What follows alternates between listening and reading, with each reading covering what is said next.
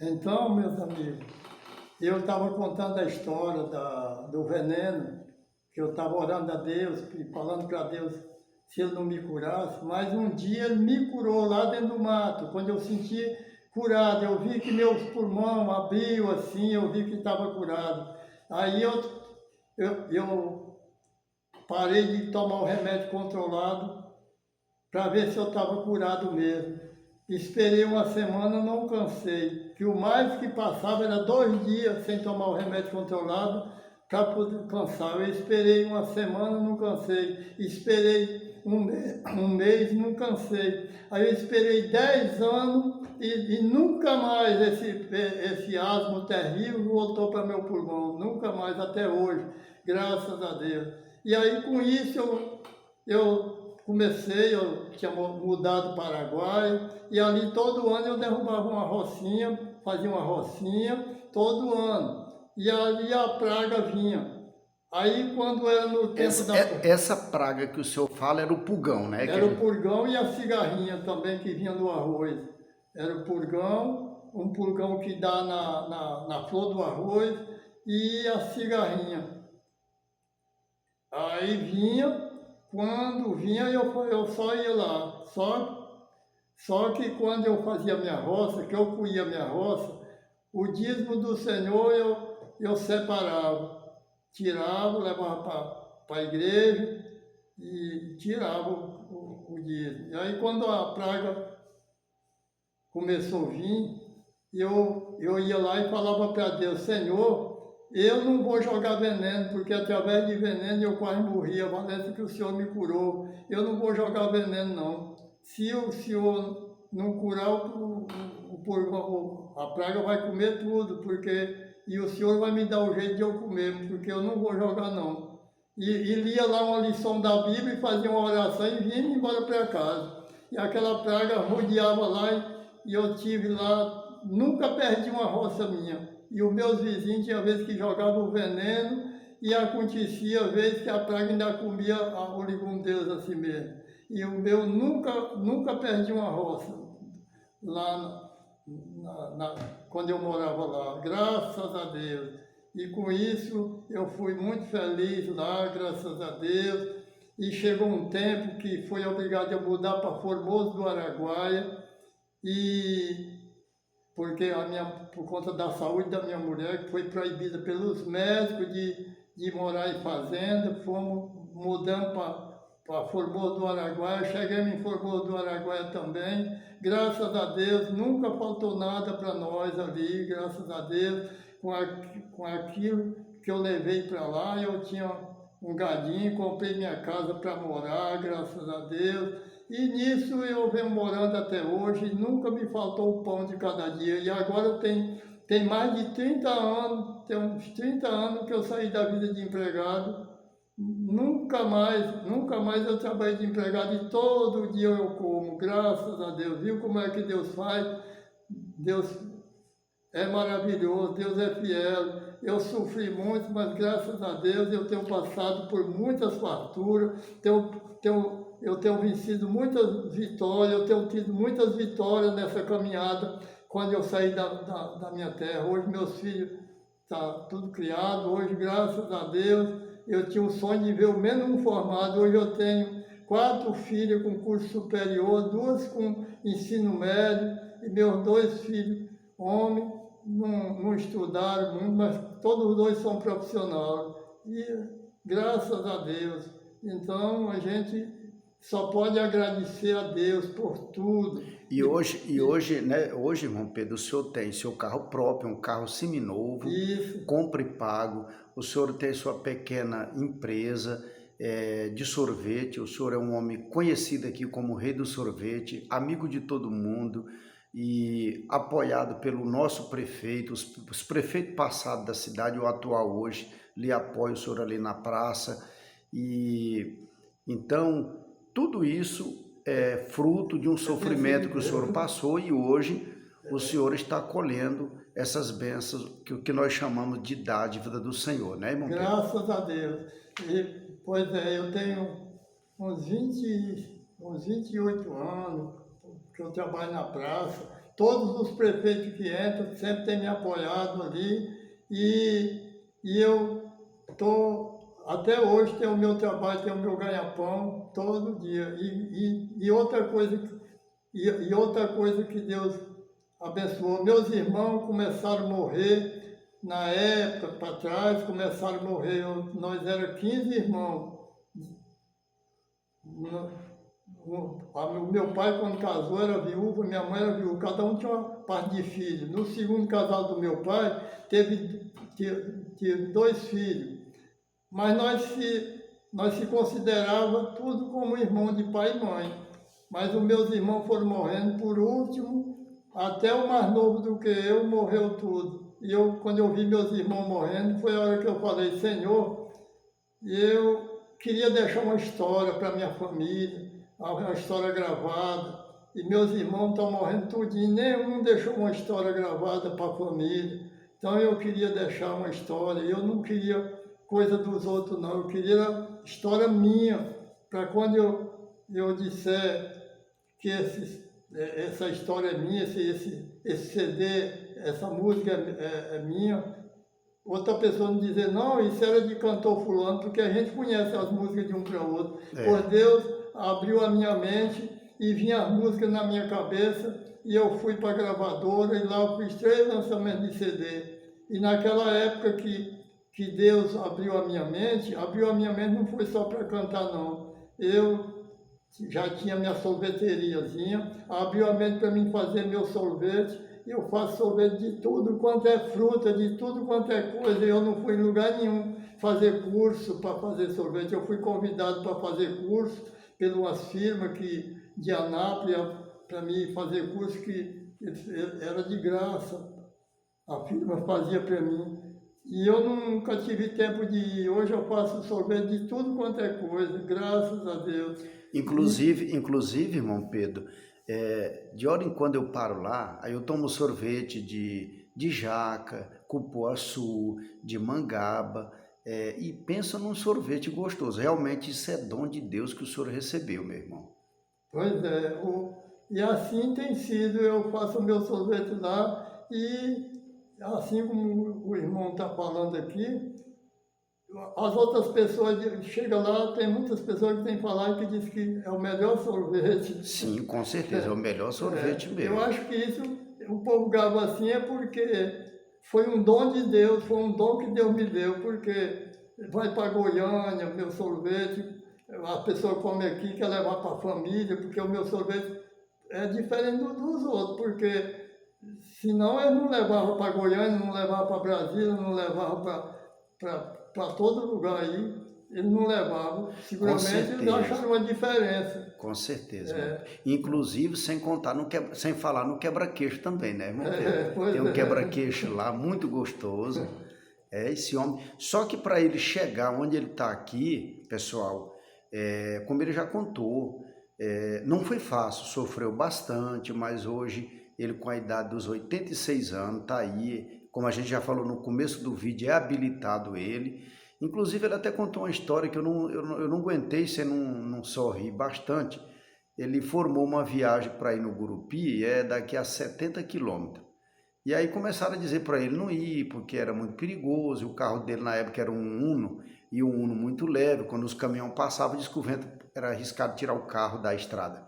Aí ele disse que quando ele era novo, que ele via falar de bicho, que ele andava no mato e via alguma coisa diferente, ele tinha medo de ir embora e dizer para o povo que tinha visto algo estranho, e o povo ir lá e chegar lá, não era aquilo que ele tinha visto. Aí ele ia tomando pé, até que chegava lá e via que na verdade não era bicho coisa nenhuma. Ele diz, olha, no meu tempo, eu ia de perto ver se era bicho ou não para poder eu contar para as pessoas. E quando eu chegava lá não era bicho. Então o que vai fazer? Eu vou lá no Gurupi para me ver se esse trem é perigoso mesmo ou não. E ele foi, arrumou os trenzinhos dele e veio embora.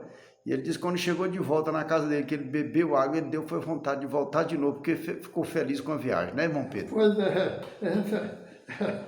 isso mesmo. Então eu, com a habilitação na mão, o povo me fazia tanto medo e contava a história dos que já morreu lá na estrada, que dava para mim ficar tremendo. Aí um dia eu tive que sair escondido da família para mim em Gurupi para ver onde era que estava esse bicho, mas graças a Deus eu já fui lá umas diversas vezes, nunca teve nada não. Inclusive o senhor me falou que na primeira vez que o senhor foi, na saída, o senhor perdeu o rumo de ir embora, né, irmão Pedro? Pois é. A BR ficou diferente, né? Ficou, é porque estava em construção a BR, né? E aí ficou diferente. Eu já não estava sabendo mais que estava na BR lá dentro da rua. Aí eu tive que procurar o povo, eles falaram, é essa aí mesmo, é porque ela está nessa construção. Aí eu... Pois é. Pois é, e assim tem sido, mas eu tenho tido muitas vitórias aqui mesmo, depois que eu vim morar aqui em Formoso do Araguaia, já passei por umas lutazinhas, mas graças a Deus foi tudo bom, venci tudo, graças a Deus.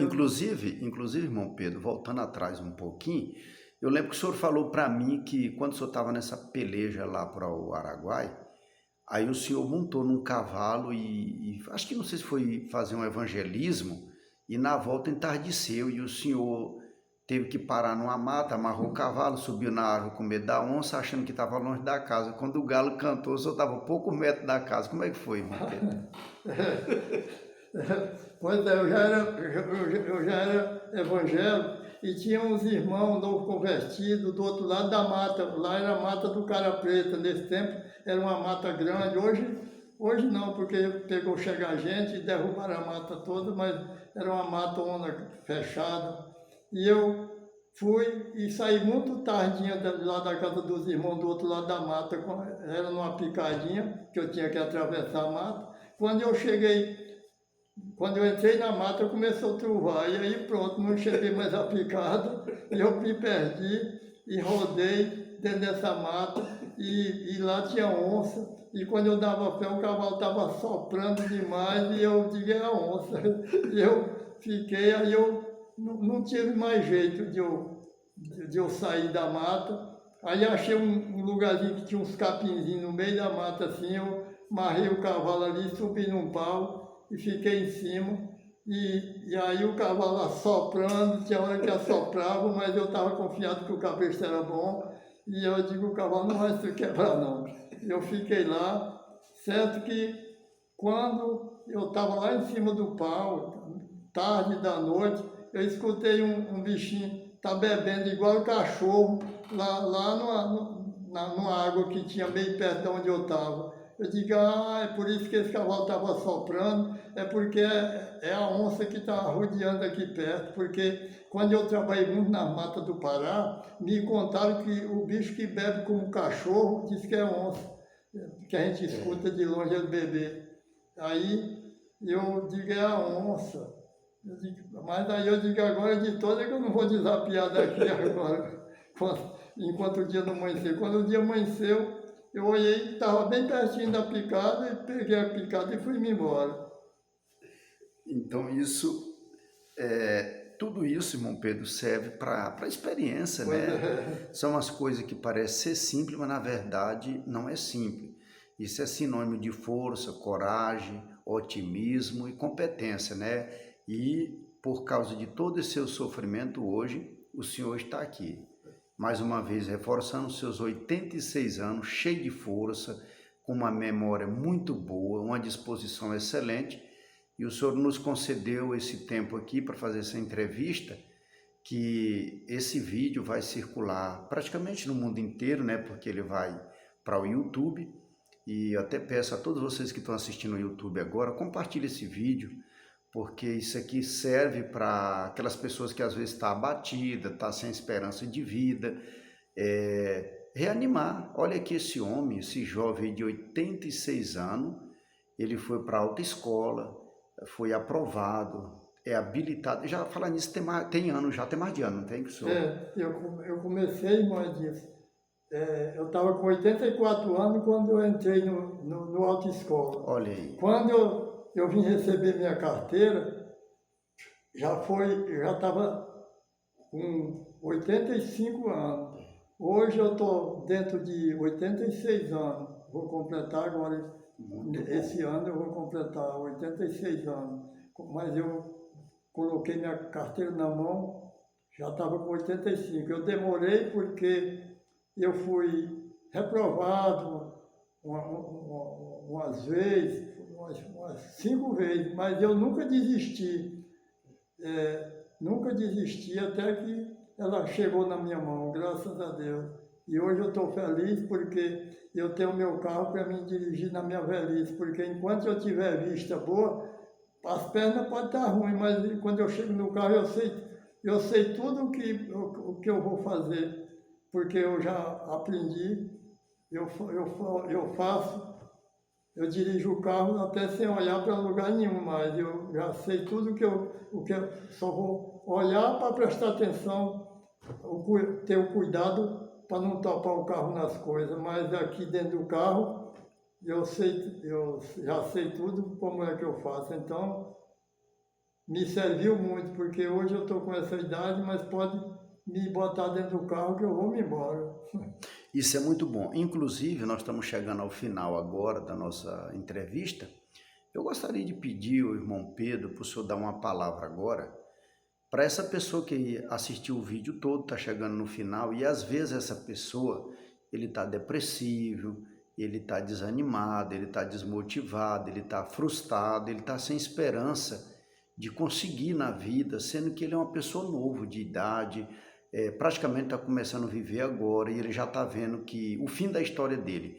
O senhor dá uma palavra para ele, mostrando para ele que Jesus é tudo e que Jesus aposta muito naqueles que confiam no próprio Jesus Cristo e que ele tem grandes coisas para aqueles que não param no meio do caminho. Então o senhor vai dar suas saudações finais e com essa palavra de reforço para essas pessoas que estão dessa situação que a gente já falou. Pois é, então é isso mesmo. Então eu sempre tenho falado com essas poucas experiências que eu tenho passado e pelos sofrimentos que eu já passei. Eu tenho falado para diversas pessoas que já estão desacostumado com a vida e tal. Eu tenho animado muita gente, não desista, e porque a vida é assim mesmo. Quando Deus quer abençoar uma pessoa, primeiro Ele permite que a pessoa sofra, que é para o dia que ele for abençoado, ele saber por onde ele já passou, ele ter mais amor para poder fazer alguma coisa pelos outros também, porque se ele tiver só vitória, só coisa boa, no fim ele joga fora as coisas porque não sabe a vida que ele já passou. Então a vida é dessa maneira. Se ele, como eu que passei, fui para a autoescola e fui reprovado, mas eu não desisti. Para mim hoje estar com minha carteira na mão. Eu fui para a gravadora. Só Deus sabia, porque eu não estudei. O meu estudo foi o primeiro ano primário, que eu fiz o primeiro ano primário em 1955 e larguei papel de mão. Eu não estudei. E de tudo que eu tenho pretendido fazer, eu tenho feito. Mas só tem uma coisa, que aquilo que eu acho difícil, eu me apelo para Deus, oro a Deus, faço jejum a Deus, faço jejum e peço a Deus, porque Deus é o Deus do impossível. Uma coisa que eu vejo que é impossível para mim, para Deus é possível. Por isso eu sempre tenho aconselhado as pessoas, aquilo que é difícil para nós, vamos botar na presença de Deus, porque Deus muda a história das pessoas. Muitas vezes a pessoa está passando por grande dificuldade, por grande crise, mas com Deus na frente, nós vencemos a batalha. E por isso eu tenho vencido muita batalha, mas é com Deus na frente. Graças a Deus.